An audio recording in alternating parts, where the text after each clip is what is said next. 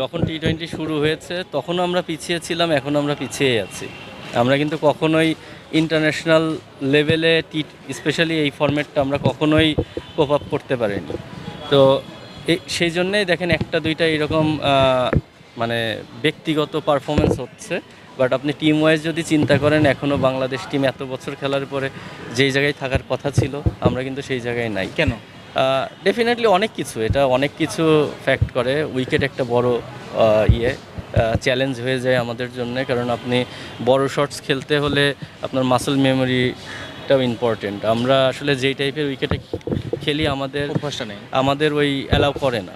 আমরা হয়তো বা দুইটা মারলে তিনটার সময় একই বাউন্সে আসে না বা একই পেসে আসে না। তো এগুলো অনেক ডিটেল আর আমরা কালচার ওয়াইজও যেই কালচারে আমরা বড় হয়েছি বা যেই কালচারে আমরা ক্রিকেট খেলি, প্লেয়ারদেরও ওই ফ্রিডমটা থাকে না। টি-20 খেলতে হলে আপনার মাস্ট ফ্রিডম থাকতে হবে। ওখানে আপনি ভুল করবেন, ওখানেই আপনি সাকসেস হবেন, কিন্তু আপনি একদিন ভুল করার পরে যদি আর সাহসটাই না দেখান তাহলে আপনি সাকসেসটা হবেন কখন?